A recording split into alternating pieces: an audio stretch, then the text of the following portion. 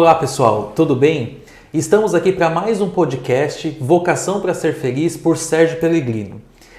Bom, Sérgio, mais uma vez estamos aqui, é um prazer poder conversar novamente com você de assuntos tão pertinentes ao nosso dia a dia, né?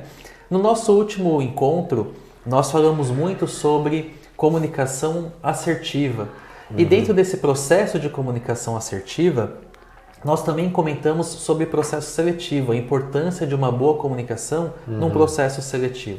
Sim. Você, Sérgio, como é um especialista em processo seletivo, um headhunter bastante conceituado, eu queria que você comentasse um pouco para nós essa junção entre comunicação assertiva, autoconhecimento, processo seletivo. Então, eu te passo a palavra, meu amigo, para que você possa falar um pouco da sua experiência para nós. Legal, Edu. Vamos lá. Um prazer estar aqui.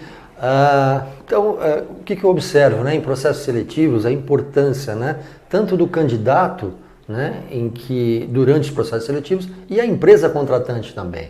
Né? Então, é muito importante que ela me passe um briefing, né, desse candidato, o perfil, né, daquilo que ela quer. A gente define lá todos os detalhes, competências, soft skills, hard skills, enfim, o fit cultural. Perfeito. Que ela seja muito assertiva. Né? Eu tive um caso recente de um cliente meu em que nós estávamos já na metade do processo seletivo, né? Nós já tínhamos encaminhado alguns candidatos finalistas para ela e ela então pediu um call para mim e falou: olha, Sérgio, desculpa, nós erramos no perfil do profissional.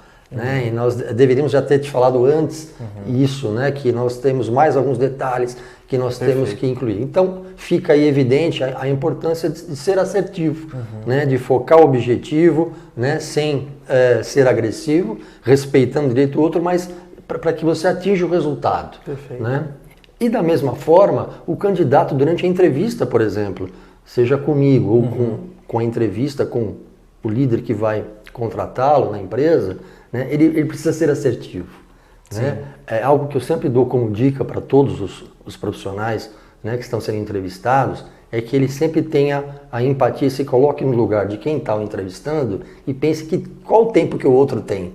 Né? E ele precisa ser assertivo para isso. Ser objetivo. Ser objetivo, ele não pode ficar dando voltas em algo que a pessoa que está entrevistando quer saber e precisa saber. Né? Ele tem um perfil ali para cumprir do cargo, para que a pessoa seja feliz lá na empresa e vice-versa. Esse é sempre o meu objetivo. E para isso ele precisa ser assertivo também, não é? E quando ele entender algo que possa talvez comprometer o resultado dele na empresa ali como profissional, ele precisa também colocar isso durante a entrevista. Ele não pode ficar esperando um dia para falar, né? Isso pode prejudicar a imagem dele como profissional, caso ele venha a ser contratado. Então ele precisa ser assertivo. Né? Em uma entrevista é sempre um processo de mão dupla. Legal, Sérgio. Bem, essa parte que você falou é uma coisa que você sempre fala, né? Você comenta que nem sempre você tem uma segunda chance de causar uma boa impressão. Sim, né? Então verdade. isso entra muito nessa questão de assertividade que você está falando. Né? É verdade. Uma coisa legal, Sérgio, sobre a parte de comunicação assertiva que você comentou é a importância da empresa também passar um bom briefing, né? Para que você também seja assertivo no perfil do candidato e para que ele não se sinta mal de participar de uma entrevista que o perfil não era o dele de fato, né? Então, bem bacana você passar o lado comunicação assertiva como empresa e comunicação assertiva eu participando de um processo seletivo, né? Sim. E aí, Sérgio, a gente entra num conceito de um processo de autoconhecimento também, né? Porque, acredito eu, né, você é mais especialista nisso e pode discorrer um pouquinho para nós sobre isso, mas diante de um processo seletivo, né, eu tenho que ter, então, essa questão de comunicação assertiva, eu tenho que ser objetivo em alguns momentos por conta de um processo e o que entra nisso, a questão do autoconhecimento, né? A importância de eu ter esse autoconhecimento sobre os meus comportamentos, as minhas atitudes. O que você tem para falar para nós sobre isso? Legal, eu acho que, como nós já abordamos, né, o autoconhecimento para a vida toda, né?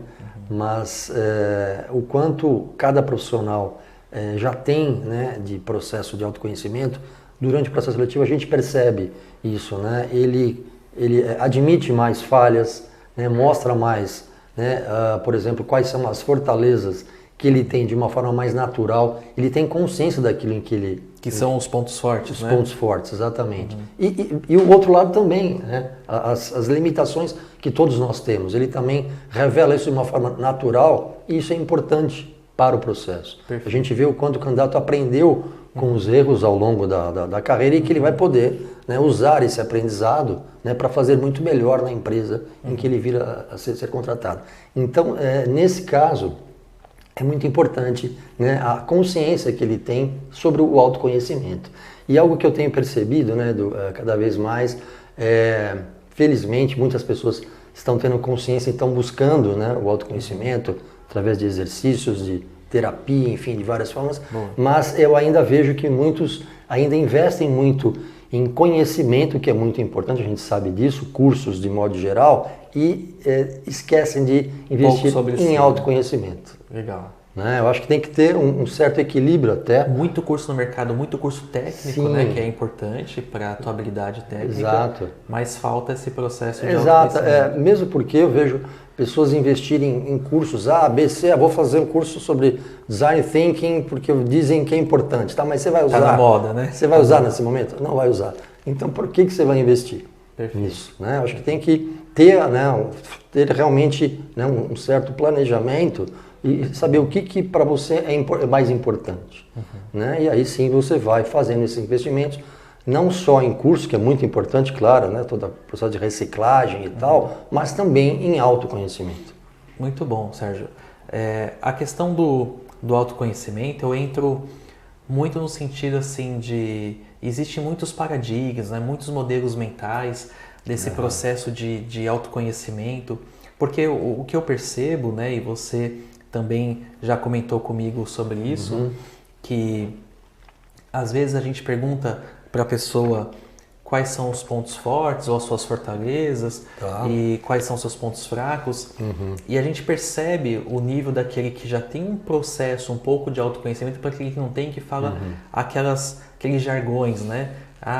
Meu defeito é que eu sou muito perfeccionista. Meu defeito é que eu sou sistemático demais. Então, isso, na minha opinião, na minha humilde opinião, Sérgio, é uma falta de autoconhecimento. Sem dúvida, né? sem dúvida.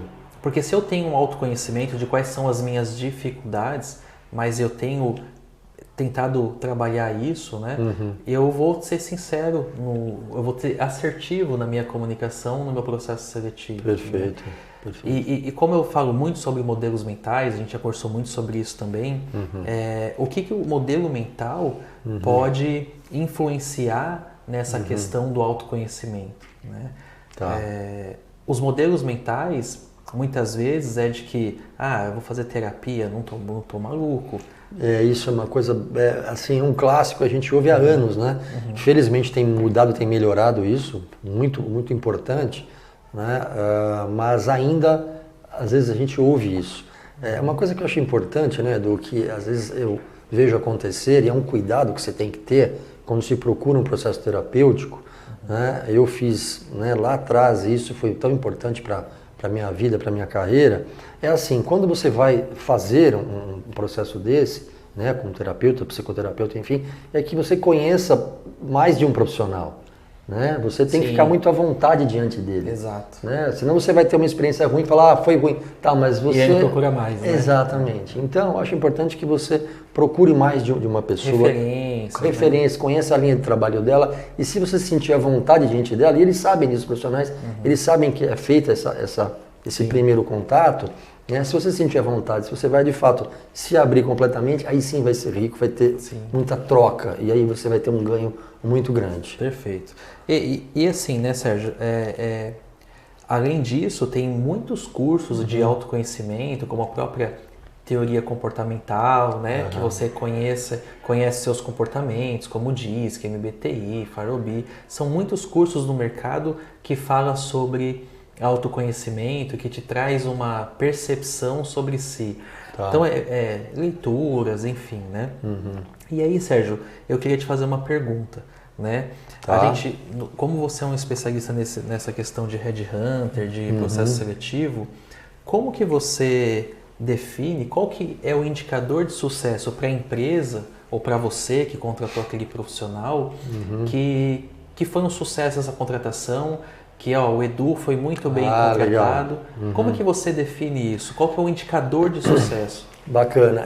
Tem vários, mas um deles, que eu acho um dos mais evidentes, eu tenho percebido ao longo dos anos, é quando a empresa, após passados aí uns 3 meses em que ela contratou o profissional, eles me ligam e falam, Sérgio, a pessoa está aqui, parece que está há anos aqui na empresa. Boa. Então, a integração foi tão rápida, né? Toda a aderência que teve, né, entre valores de candidato e empresa foi tão rápida que parece que a pessoa está lá há anos. Boa. Né? A pergunta é como é que eu fazia isso antes dessa pessoa. Né? Exatamente. Então, passados 3 meses, a pessoa, nossa, já está aqui, né, voando aqui, enfim, e parece que está aqui há muitos anos. Acho que esse é uma das coisas mais fáceis de você identificar, né, e para explicar essa questão. Claro que tem uma série de indicadores de performance e tal, mas esse é uma coisa simples de entender e que todo mundo percebe no ambiente. E houve uma congruência, então, né, com o contratado, entre valores, sinergia da empresa, tudo, e fluiu naturalmente. Exatamente. Né? É uma questão assim natural, uma habilidade que incorporou ali. Né? Exatamente. Legal, Sérgio. Eu acho que essa questão dos profissionais que conseguem rapidamente, né, se integrar com a empresa, né, de fato um processo assertivo. O que gosta do que faz, ama o que faz, né? Eu acho que é um caminho bem natural. Exato. E aí a gente entra em alguns outros assuntos, né? Tá. Dentro dessa questão de processo seletivo, comunicação assertiva, modelos mentais. Tem você falando sobre isso, de que a pessoa tá ali no seu período de experiência e parece que ela já está há tanto tempo, que ela faz de uma forma tão habilidosa, tão natural, que aí me lembra essa questão do estado de flow, né? Ok. Que você também conhece, que você também domina bastante sobre isso, né? Mas aí eu acho que isso é um tema para o próximo episódio, né? Porque dá para a gente falar bastante sobre isso. O que você acha? É perfeito, Edu, a colocação. Eu acho que estar em flow, né, é um objetivo de todos nós, né? E é um tema para a gente falar, né, com mais calma sobre isso, dando exemplos, mas certamente é um indicador de sucesso para o profissional. Se ele consegue entrar em flow, né, onde ele está trabalhando, né, aí sim é um sinal de que ele está feliz no trabalho, né, conquistou ali um local onde ele pode aplicar as competências que ele tem, né, e tem a troca, né, com o meio. Né, certamente ele deve ter alinhamento com os valores também de lá. Né? E falando de valores, eu até quero deixar aqui para todos um exercício, né, gratuito, até um link, né, onde cada um pode ir lá descobrir quais são os seus valores pessoais. Opa. Né? Nós vamos deixar aqui na descrição do vídeo, no canal do YouTube, nós vamos deixar então o link para que vocês possam entrar lá e fazer, né, online. Um estudioso sobre o tema, o Richard Barrett, sobre valores. Você vai clicar, ele vai te direcionar para o site, você escolhe qual idioma que você quer e rapidamente você faz o exercício e começa a ter, né, dar os primeiros passos aqui em relação ao autoconhecimento. Que legal, Sérgio. Okay? É gratuito? Gratuito. Gratuito, muito legal.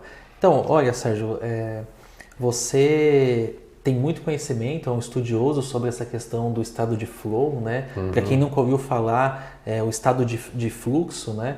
Então, é bem legal. O próximo episódio, aguardem, que aí o Sérgio vai poder falar um pouco mais sobre a experiência do estado de flow pessoal, né? Que a gente tem algumas experiências pessoais e também como agregar isso a uma questão profissional, né? No dia a dia. Como que a gente atinge esse estado de flow. Então, é bem legal o tema para o próximo episódio, Sérgio. E muito obrigado por compartilhar também esse link aí dos valores.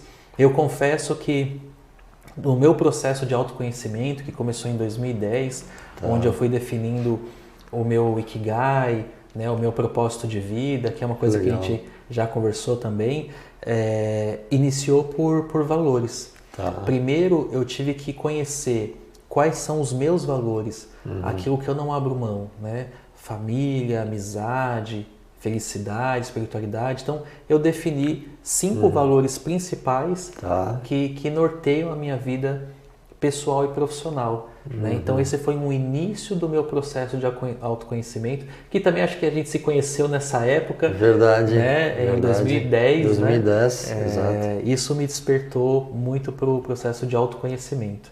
Então, muito obrigado, Sérgio. A Prazer. gente sempre tem um bate-papo aqui que flui naturalmente, um estado de flow, que Sim. nós vamos A gente falar não vê o aí. tempo passar, que é Exato. típico, né, de quando você entra em estado de flow. Passa muito rápido, Passa né? muito rápido. E a gente tem uma certa limitação aí de minutos também para que vocês possam curtir bastante aí esses pequenos bate-papos e muito ricos de informações. E nos encontramos no nosso próximo episódio, nosso próximo podcast por Sérgio Pellegrino. Sérgio, mais uma vez, muito obrigado e até o próximo episódio. Legal, Edu, foi um prazer, obrigado. E pessoal, se gostaram, né, se inscrevam no nosso canal no YouTube, Sérgio Pellegrino Oficial, e se curtiram, compartilhem. Obrigado, até a próxima.